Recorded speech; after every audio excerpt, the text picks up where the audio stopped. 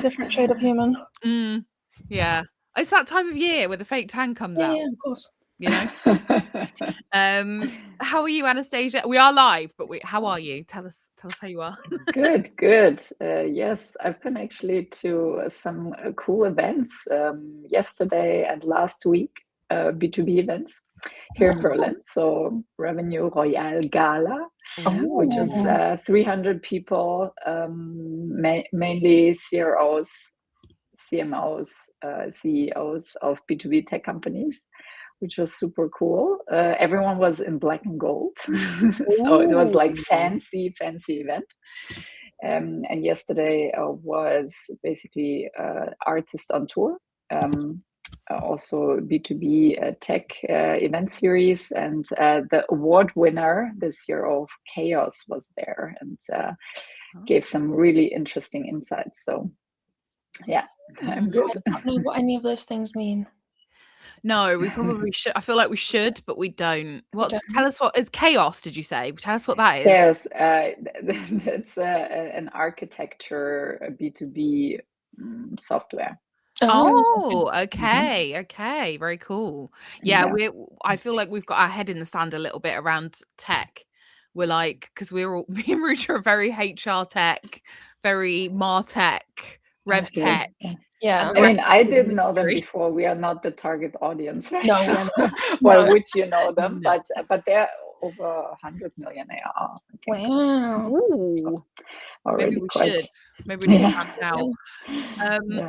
So that all sounds very exciting. So you've been like, where are you based? Berlin. I'm in Berlin. You are in Berlin. Okay, so the events are like on your doorstep. So that's not too bad. Yes. That's good. Yeah, June is packed. I don't know what's happening, but yeah, same. Yes, we are doing 2 marketing events back to back, sort of within the space of less than 24 hours, because we're going to an event tomorrow evening, which is called B2B Unplugged, and then on Friday morning we're hosting an event with Lido in Leeds in the UK in the morning on Friday. So it's it's busy time. Yeah, I feel like before going on the summer break, everyone is like, let's do some events in June. Let's pack it all in. Yeah. I mean, I guess it's the same for everyone. Everyone's having their like summer parties and get-togethers, aren't they? Exactly. Yeah.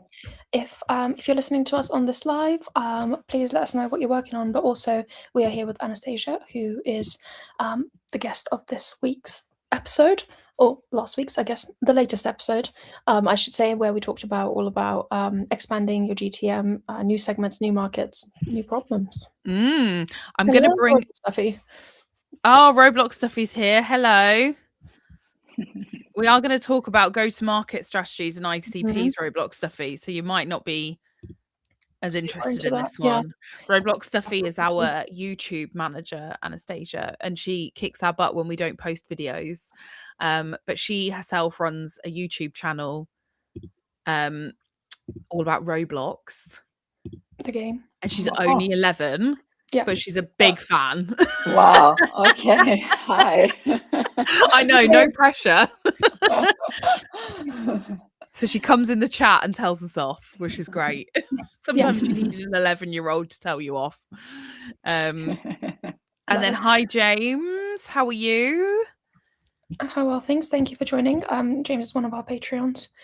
And he shows up to most of these and keeps us company, which is great, because otherwise me and Emma are just, shouting into the void, which is great.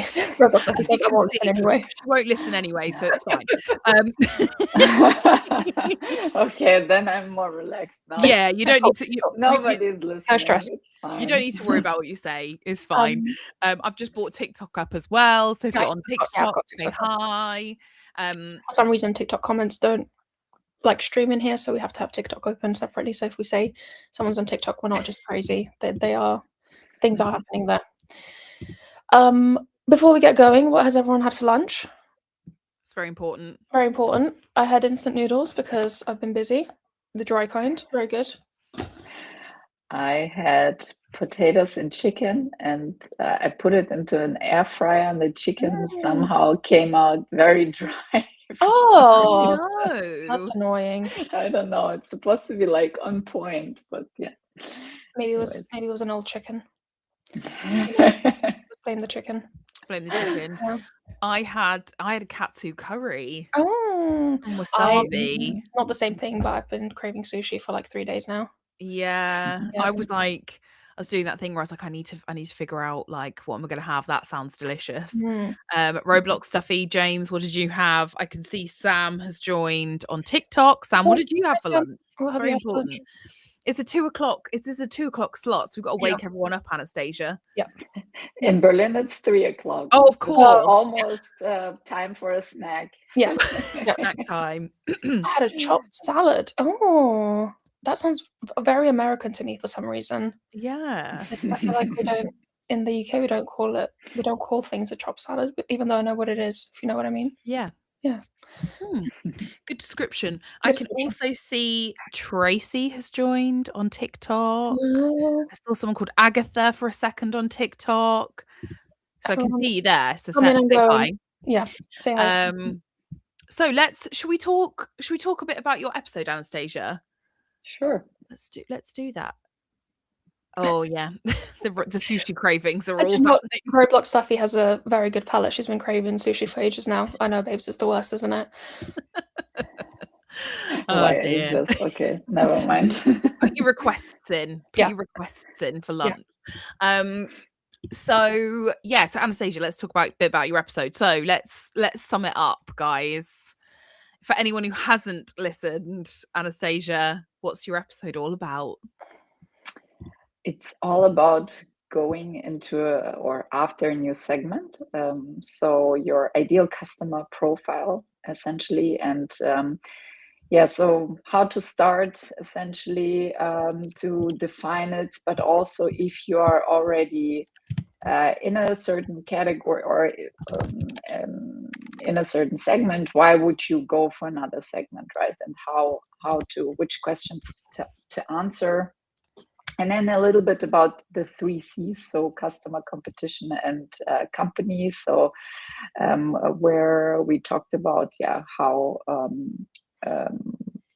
to analyze your competition, and then how to come up with positioning and messaging, and I think that was it. Yeah, no, absolutely. No, that's it. And I guess I'm interested to sort of talk about the connection between going after a new segment and go to market, because it's something that we talked about in the episode, but we didn't necessarily go into like loads of depth, because one of the things, because I was also uploading all the shorts to YouTube this morning just to keep Roblox Stuffy happy. And obviously that is one of the points that we talk about, is the kind of like connection, to go if you're going to do that, like your whole go-to-market strategy needs to change. So I'm really interested to sort of dive into that a little bit more. But to start with, let's start from the top. Anastasia, what should a go-to-market strategy be, and who owns it? Let's do that. Oh, yeah. If you don't have an Interesting one. So, I mean, I think now the trend has been that the chief revenue officer owns it, right? So we came from sales, marketing, customer success, product to like, okay, everything that is revenue is owned by the chief revenue officer. And I mean, the issue, I think, is that oftentimes the chief revenue officer is a salesperson, not always, but oftentimes. We have noticed. So unfortunately, the marketing bit is sometimes not like as prominent. But essentially, it's the revenue-facing organization, right? So you have marketing, sales, customer success, and of course, product. I would also count into into go-to-market. And go-to-market is essentially how you sell your product, right? So, and to whom and how.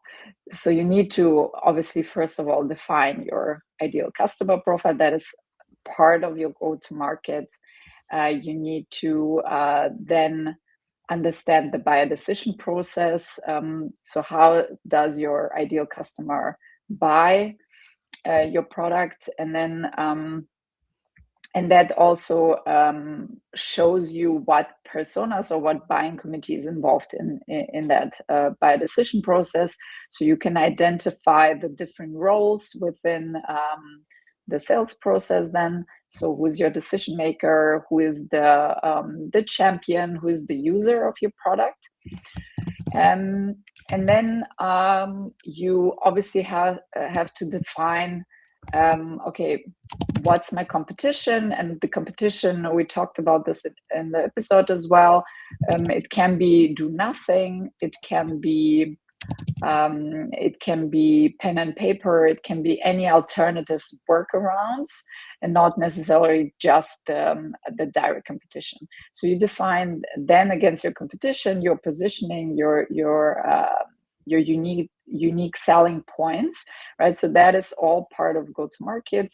And then once you have that, you actually define, okay, what is the motion that I'm going to use to acquire my customers? So is it inbound, outbound? Is it partner-led, or direct versus indirect, right? So direct would be through, I'm directly selling, obviously, to customers. Partner would be, I will acquire a network of partners that will sell on my behalf. What else? I mean, obviously the average the average contract value, or the pricing that you have, is also part of the go-to-market. So how do you price and package your product? So is it, for example, a platform with different modules? Is it like, okay, do you have like a core offering and then you can upgrade with different add-ons? So anything around that. And then of course, like the geolocation. So where are you targeting to, right? Are you going for the whole of Europe? Hopefully not at once, but are you focusing the UK, the DACH region, and so on? So that is all sort of the package, the go-to-market package, I would say. Yeah. And Ruta, I guess, actually, I'll ask both of you, but I'm interested to see your experiences around. I mean, I'd actually say I've not worked at that many places that have had proper go-to-market strategies in the first place. That's the first thing. I know, shock horror.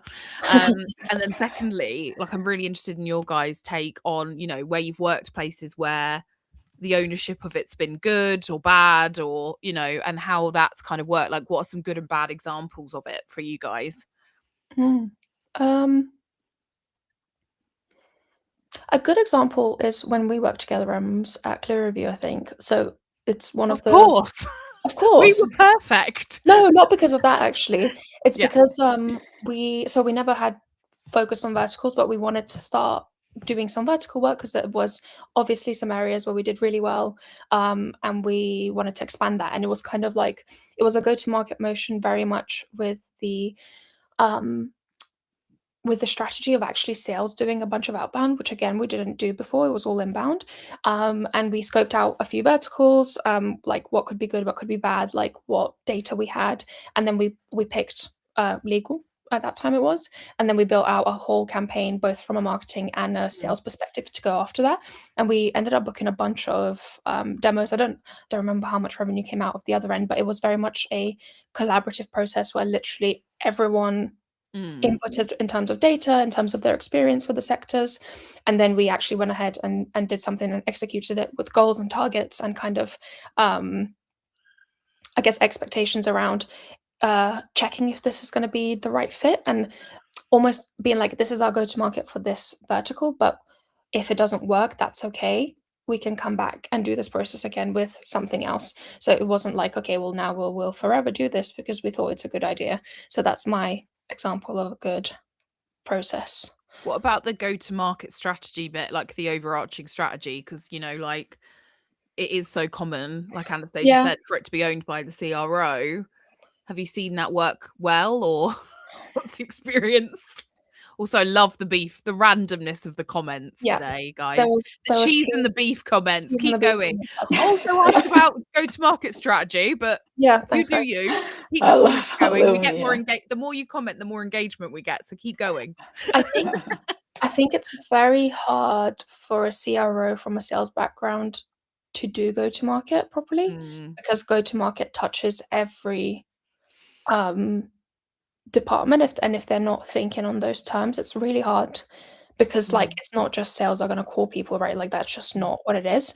So I've not personally been in an experience where when a CRO has held the go-to-market at all, like Dot. It's always been CEO, but we work with smaller companies, Anastasia, so maybe that's why that is. So like, yeah, but I think it's a tough job, because again, it touches every bit of the company.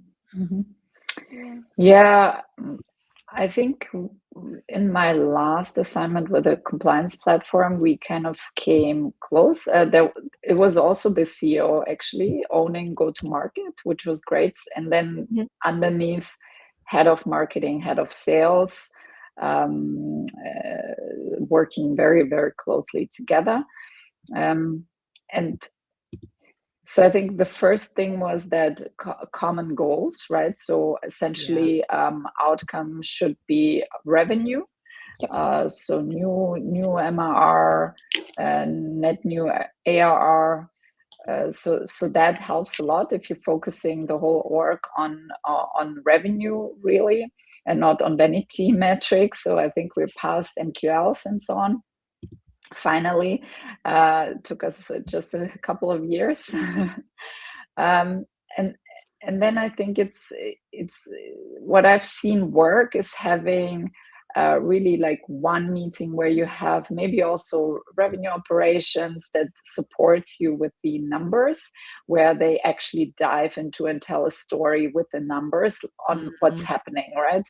It's not always easy because we have all these tools like CRM, and then sometimes we have two CRMs, HubSpot and Salesforce, and then we have Google Analytics and all the platforms, Facebook and so on. So it's not always easy to make sense of the numbers, but if you have a good revenue operations person that understands also the whole funnel and understands how marketing operations works, how sales and customer success operations works, and can actually put the numbers together and tell a story, then I think it gets much easier also to see what's happening in the go-to-market, right?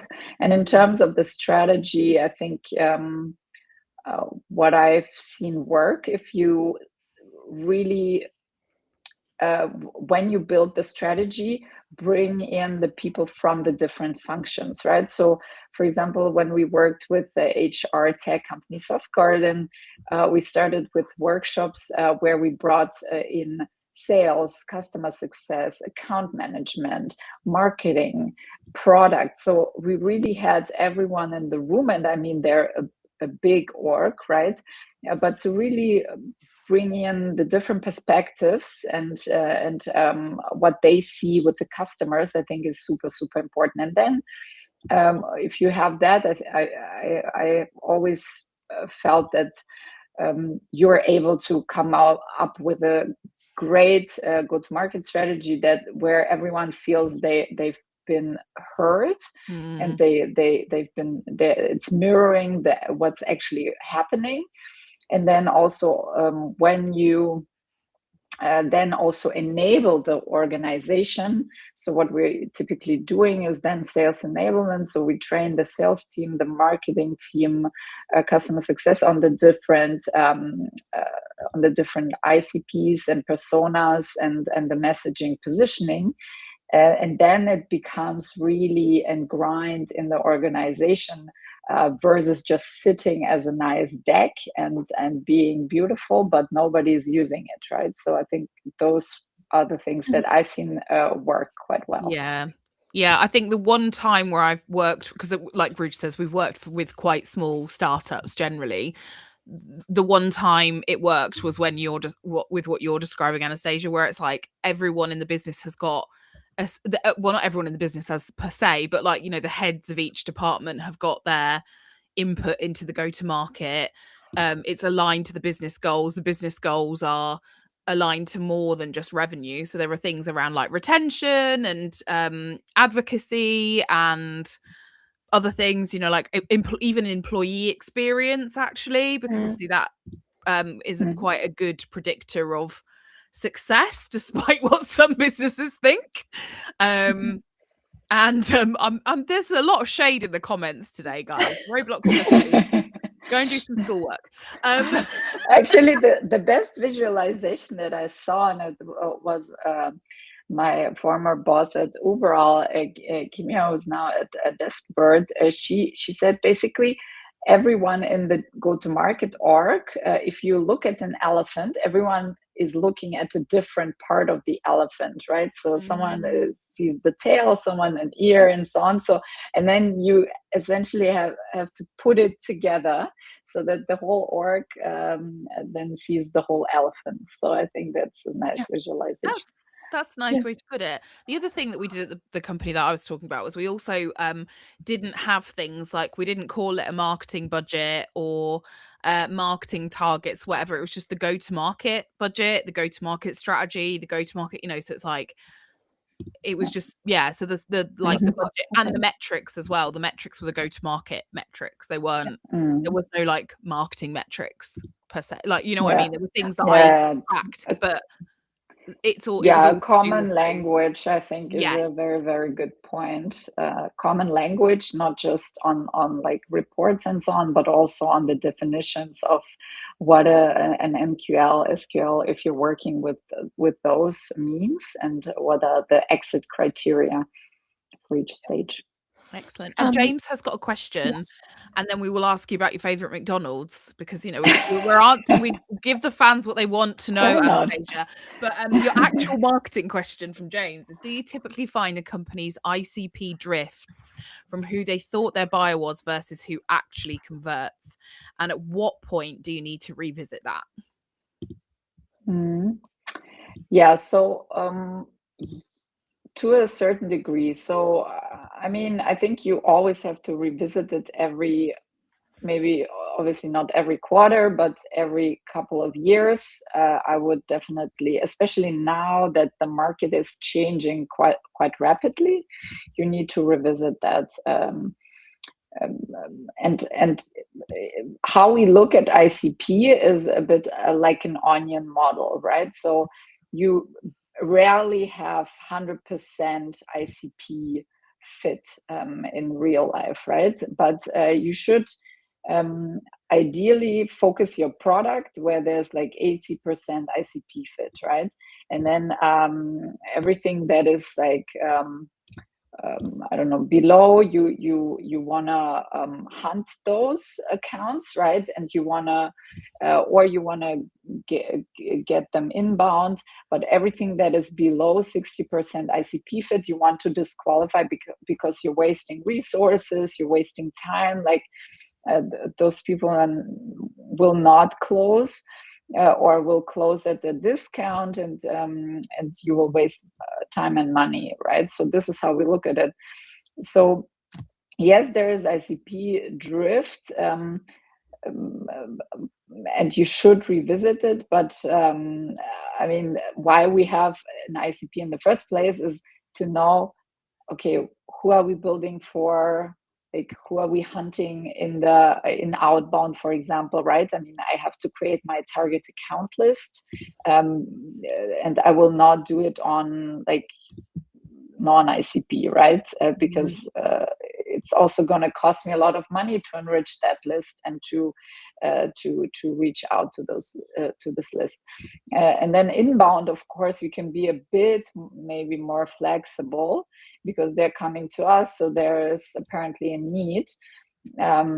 But everything that is below 60%, we say rather disqualify than hope that it's going to close. I think the drift is usually, to add to what you're saying, Anastasia, I think the drift is usually a bit of a fantasy around who they wish they sold to, rather than like, you know, I think generally, actually, I don't find a lot of companies that are just completely wasting their time going after the wrong people necessarily. But I just find that, like, usually there's maybe something in the senior leadership team around a bit of a fantasy of who that customer could be or should be. Mhm. that isn't necessarily aligned to who they actually sell their products to. So I Mm, think that's mhm, been the more my example of like what I've mm, seen more likely. Because sales are still bringing in sales, they're still closing customers, they still have got customers that are mm, retained. So like they're not obviously mm, going way off, but yeah, I think mhm. sometimes there's a bit of a fantasy moment going on with an ICP, isn't there? Mm, Yeah. Mhm. yeah. Just want to say hi to KP Newbury. She's back on TikTok. We've missed her. She's not been on in a few Hi. days. Mhm. Let us know if you have any questions for Anastasia. And then James asked another question, which is, I think, a question we'd all like the answer to, which is there a single metric or data point that most reliably tells you whether there is a pipeline marketing or a sales problem?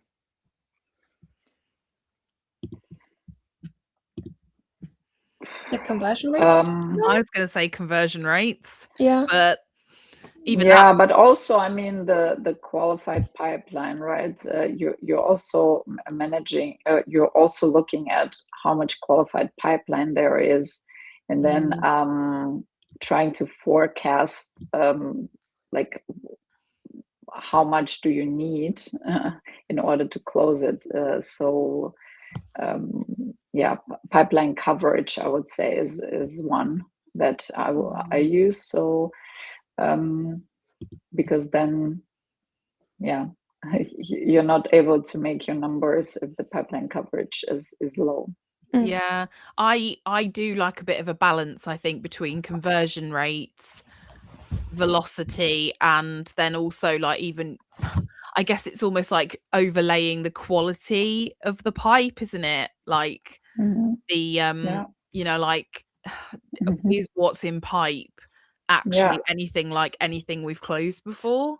Which is not Yeah. one metric. No. It's not very Yeah. helpful, is It's it? not But one yeah, metric. Yeah, that's that's true. usually, I guess, Ruta, I Yeah. don't know if there's any more more or less you'd add or take away Yeah, I think from the that. conversion rates between those the stages, so from Yeah. marketing work to then pipeline to then sales to then renewal, if you can go that far, I think it's a really Mhm. interesting indicator because uh, you I guess the issues of why they are what they are could be varied. So like maybe marketing's not bringing in the right customers, or maybe CS is shit, or maybe sales it like there's but I think it's something that can give you a good idea of, like how efficiently you are doing the marketing and the sales that you're taking part in. Mhm. And yeah, I think velocity for me is the other big one because obviously certain products take a long time to buy and a long sales cycle is fine, but are there customers that actually when they come to you they're like, you know 30% faster to close, or whatever that metric is that's Mm, relative to Mhm. what your average and what your expectance is. I think is a great indicator, because yeah, if people are willing to put down money quickly, it usually means that you've hit a problem really well. yeah. So if you Mhm. can draw from that, again, might be 1 2 customers, so it's hard to generalize, but if you could draw from that and start experimenting, I think that's a good way to go as well. Also, Mhm. if your partner channel is like your strongest channel and like you're selling through there, velocity and conversion rates and stuff sort of kind of almost go out the window a little Mm. bit, don't they? Because they're like, it's like, like a partner only tells you about a deal when the deal's basically done. Yeah, That's yeah, been yeah, the forever Mm. problem, right? I don't know if anyone's seen that solved. Actually, I think there is a way. If I remember correctly, we had we actually gave partners access to the CRM, and they were able to input their deals as well, and it was possible to solve that. So yeah. Hmm. yeah. Yeah, that's good. Um, Before we get on to our McDonald's orders, I'd like to do one more marketing question, please, if that's all right. Are we So, Sure. ordering now? What? um, I'm with James, by the way. It's all about the Big Mac. But so I'm asking this for very selfish reasons, because one of the jobs that I need to do very soon with a client is look at how buyers want to buy their tech. And outside of kind of interviewing our ICP, what are some other data points that I could be looking at? So this is B2B. We have HubSpot, we have Google Analytics, the whole bunch.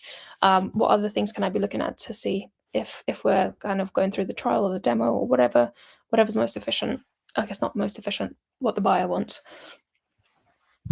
So are you talking about like the customer journey, or what do I you guess mean with? a little bit, but more like would customers prefer to like speak to sales, or would they prefer to self-serve and just do everything Mhm, themselves? Because mhm. like yeah. Yeah, that's a tough one because I mean, there's a lot happening before someone comes to your Yep. website, right? So there's Mhm. this dark funnel bit that we know about.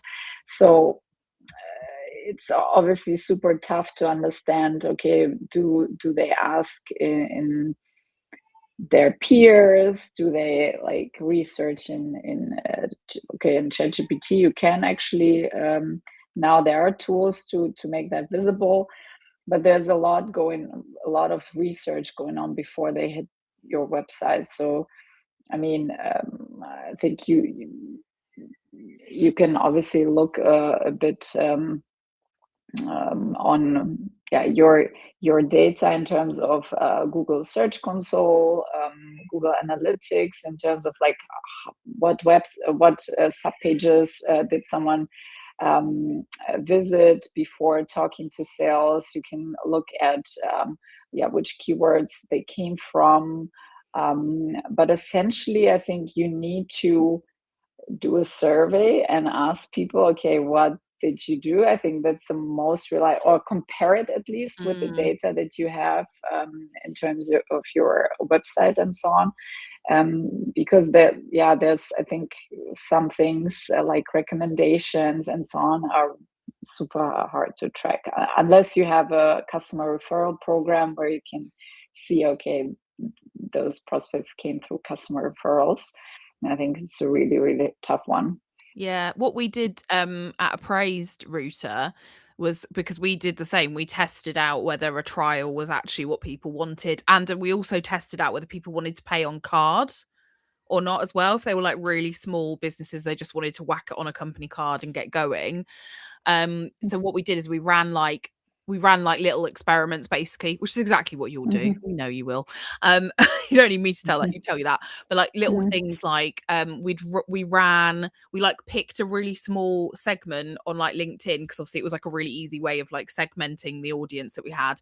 Ran like Mhm. two ads, one that's basically about free trials, one that was basically about like card payment, one that was about like Mhm. speaking to a human, and just basically like tracked the performance of those messages. Mhm. um and like even Yeah. though maybe there wasn't a lot of conversion off the back of them, it was just even just to see how people were responding to the message, as well Mhm. as then doing the Mhm. speaking to the people, speaking to the clients, that kind of stuff. Mhm. So a bit of both, because it is quite a hard thing Yeah. to track, and it was also really hard to know what people want, especially Mm, Mhm. in the particular audience segment that you are dealing with, Yeah.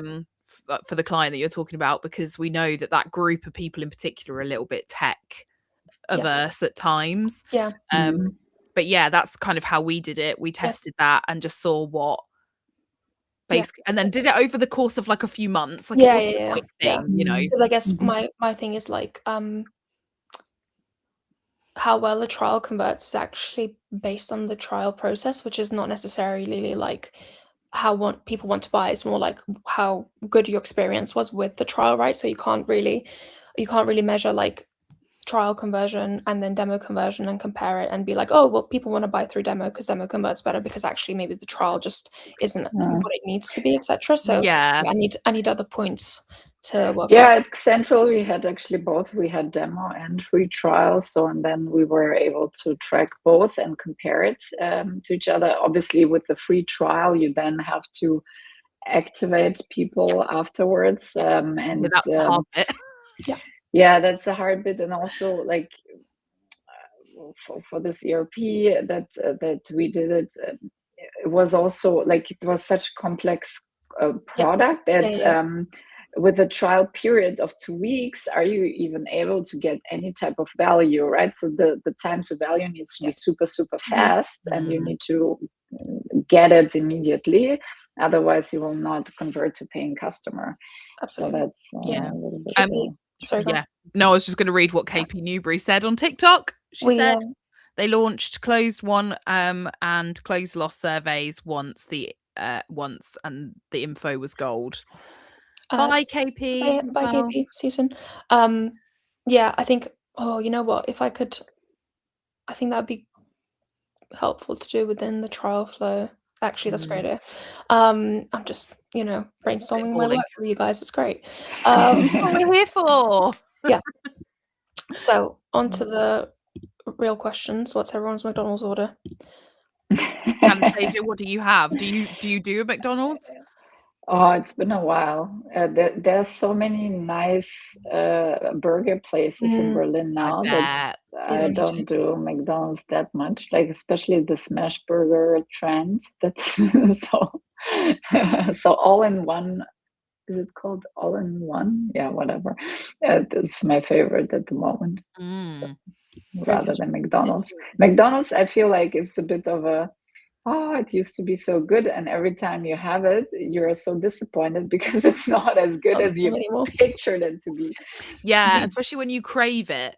Like if you've ever, I don't know if anyone's ever had this, but I used to work abroad quite a lot, and you sometimes, and then if you haven't eaten like overseas, like Far away. far away from any civilization, and then you're like, oh my god, I just really want to eat a double cheeseburger. And then you have it, and you're like, oh no, that was not the fantasy that I No, had in my head.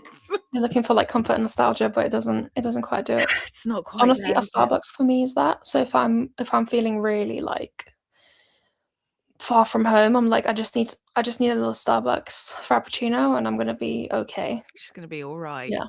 Yeah. Also, it's always fun to go to chains in other countries and see what they have. I really enjoy doing that. So what's your order, Ems?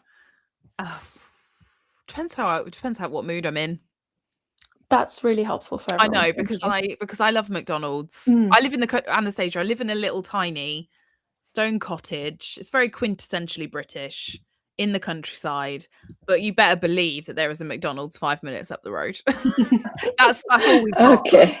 Yep. There's All no right, shop. yeah, there's not nothing, not but there's a much McDonald's. choice then, I guess.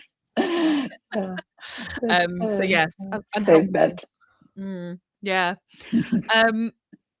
Oh yes, I love a regional Exactly. specialty. I have to say, I do. That is one of the things that I like about going to Europe is that then I like to try all the different. Yeah, I at some point traveling, there's Yeah. going to be a McDonald's. I feel the same about Anastasia about burgers, but obviously I used to live in Malaga and we used to have like a chain burger place called TGB, the Good Burger, yeah. And literally to this day I've not had a better burger than there and it was like €7. So it just has ruined a lot of burgers for me in my life. It was just so right. Oh. It just Oh, every bit of it was so right. So yeah. I okay. can still have a McDonald's, but it's just not the same, you know. Not I the guess we're gonna go to Malaga just to try that burger. I think it's all Yeah. over Spain. I don't even think you have to go to Malaga. I'm pretty sure like it's just a normal chain. It's just a burger place. chain. Yeah. Yeah. I love that. Yeah. On back to go to market for a second Mhm. and ICPs. So we recorded an episode yesterday with Ada, who was awesome. She's actually from a gaming company. Yes. But basically we talked about ICP with her, Anastasia, because it's just intrinsically in what they do. Like they build games for like Specific really audiences. specific niche audiences. Like it's just what they do.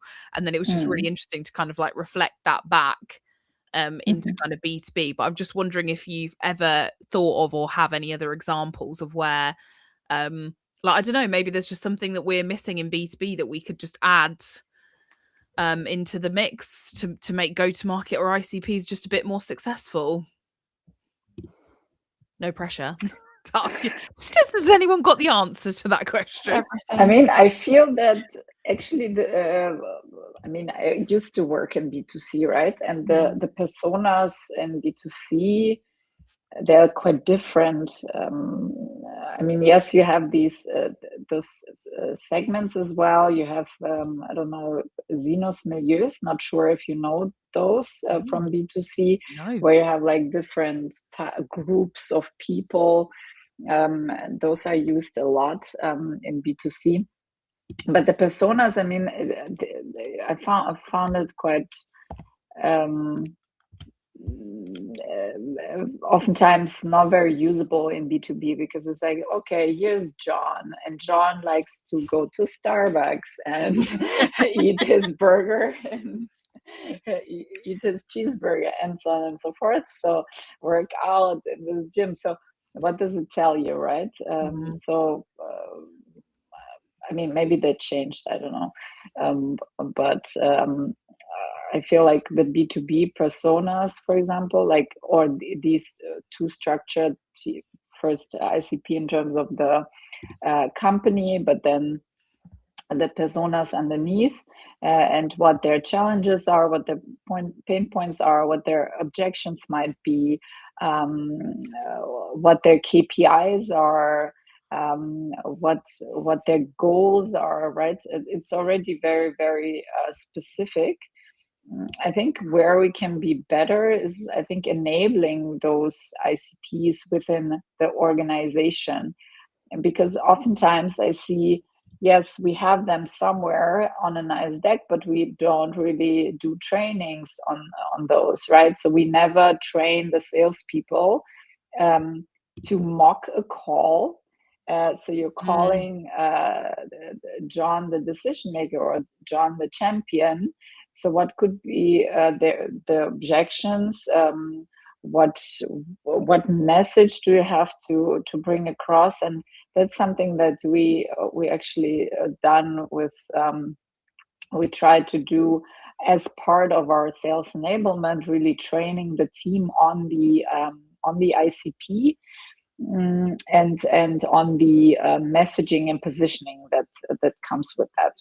Yeah, because I think, I was going to say, I find personas useful for that sort of thing, for the kind of like really nitty gritty of understanding your audience, and then like how you tailor messaging, and like what kind of content different audiences are interested in. And I do think like, especially like when I think about Ruta and I've worked in a lot of HR tech, there are big differences within the the personas within an ICP for HR, especially when you think about the crossing the chasm and the tech adoption curve, and there are sort of, for lack of a better word, there are kind of tropes and characteristics that people have when they fall into some of those categories. But maybe I think personas might be more useful if they were set against something like the adoption curve or the chasm, like, you know, so where people actually sit, so what's their mindset, rather than like, and the roles. And the roles, right? So the role, like within an organization. So what I see a lot in B2B tech companies is like, they've always focused on the user of the product, not so much the decision maker. But in the end of the day, if the VP talent acquisition or VP HR is gonna sign off the budget, you have to still talk to that person, right? And so a lot of the times those tech companies, startups, forget this communication towards the decision maker. I mean, it's not always not always necessary. If you, for example, if this decision maker just signs off, but if the decision maker is coming in the sales process and actually wants to see the solution and can block it as well, then you need to make sure your website also speaks to that person, right? To that job title. Yeah, one of the best bits of email content we ever sent out was basically a presentation that you could adjust to be your own, like to be for your own company, to sell the thing into your boss. So even if we weren't talking to like the VP of HR, if it was just the head of HR that needed to sell in, they had like something to work from to actually do that. Yeah, I've done that a few times. I've used that model a few times, Ruta, actually, since we did it at Clear Review, and it's really helpful, because it is just you've got all the material you could possibly need to get the buy-in bit.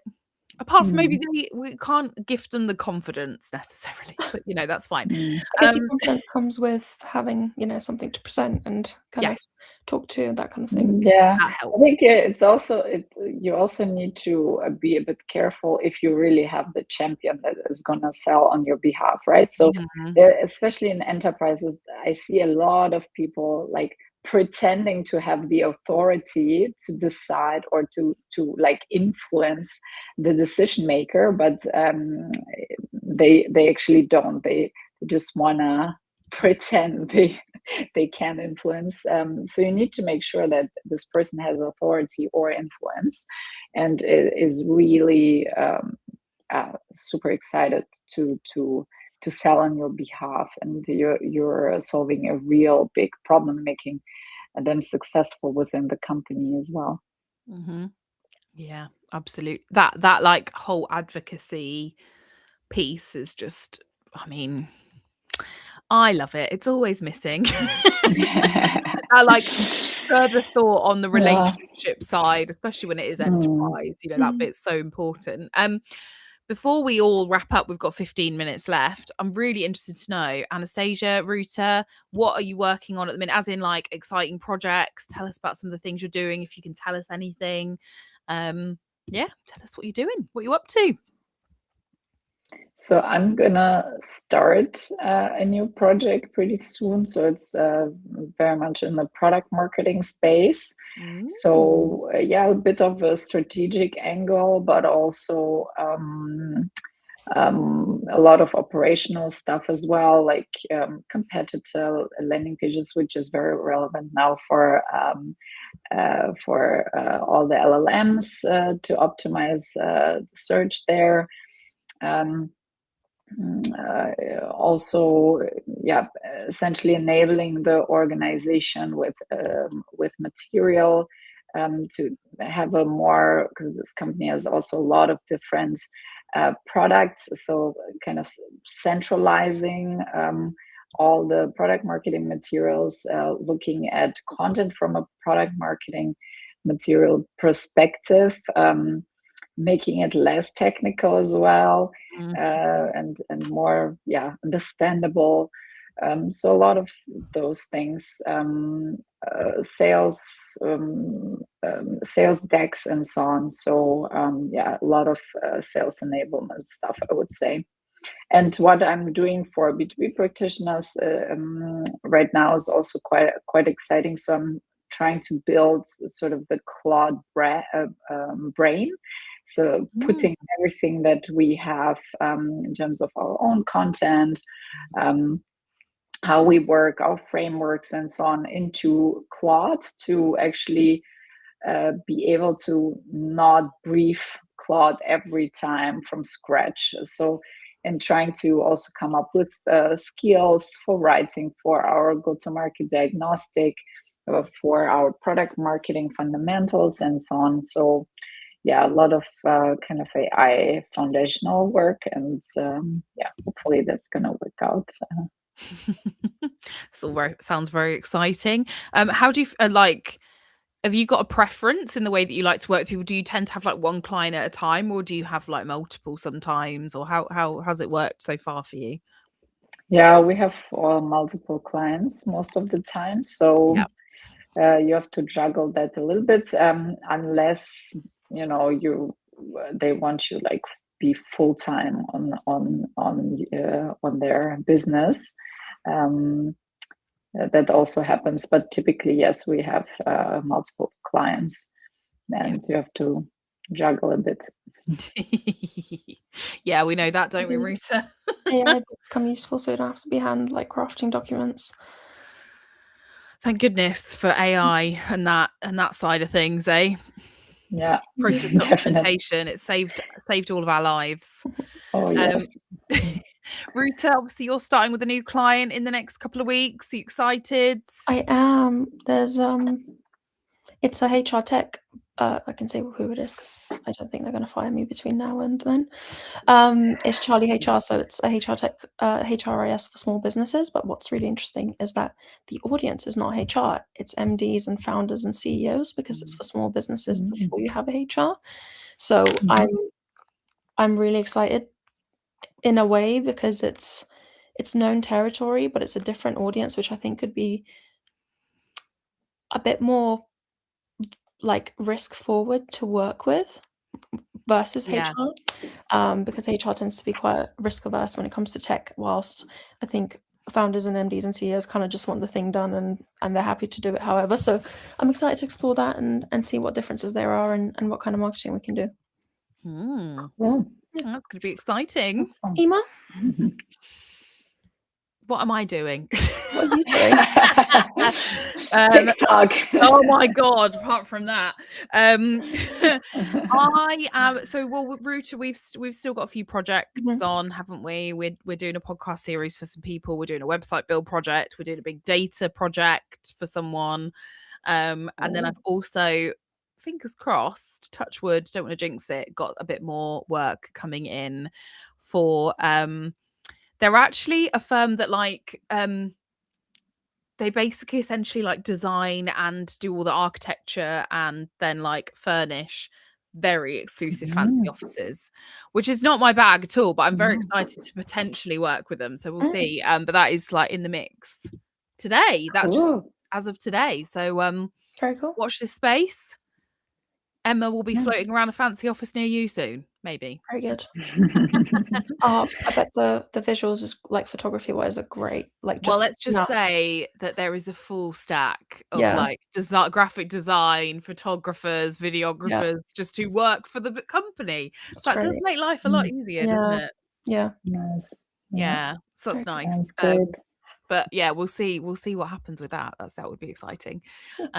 But yeah, it's a nice position to be in because it's summer, and last year Ruta and I, Anastasia, were saying how summer sort of was very quiet in the B2B SaaS space. And even though we're doing some things that are outside of that, yeah, it That's seems true, like yeah. people do have some value left in marketing. Thank God. It's the big AI / Trump panic. So it's nice to be this end of the year now. It is. Well, Anastasia, your the newsletter that goes with your podcast episode comes out tomorrow. So keep an eye out for that. The newsletter is called We Feel Attacked. Obviously the title of the actual I don't know what I'm trying to say. Issue. The issue. Yes. I was like, what word is that? It's like, you haven't said that in a while. Yeah. The issue of the newsletter is not called that, but that's what the newsletter itself is called. So it's a bit of a sort of spicy take on everything we talked about in your episode. So look out for that. Ruta and I will be here tomorrow live streaming, but on Friday we shall not. We shall not. We will be in Leeds. So if you're in Leeds, come to the event, and you don't have to watch the live stream. You can be there in person. You can watch us because we're recording 3 live podcast episodes, Anastasia, in person with an audience. Oh, amazing. In the flesh. So it's exciting. It's going to be a good No mistakes. No mistakes. No. But you're pros, so it's gonna be perfect. Yeah, we'll see. Good enough. Good enough. So yeah, that's us for the rest of the week, isn't it, Ruta? It's exciting. Yeah. Happy to wrap up a couple of minutes early. If there are no more questions, I'll just give it a sec because there's a bit of a delay between. It all went quiet after the beef and chicken nugget chat. Yeah, thanks guys. I'm glad to be providing that space for you. Yeah, sometimes we all there is like very serious, deadly serious marketing questions, and other days you can just tell everyone's like, it's Wednesday, we don't want to talk about this. No.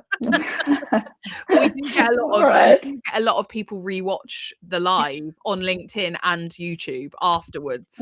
So we see quite the spike after, which is quite cool. I'm still like shocked that people want to watch it after it's been live, but they do. So and we will share this with everybody, the recording of this, because it is on YouTube. Wonderful. Well, thank you everyone. Thank you for watching. We'll be here tomorrow, as we said. Please go connect with Anastasia on LinkedIn.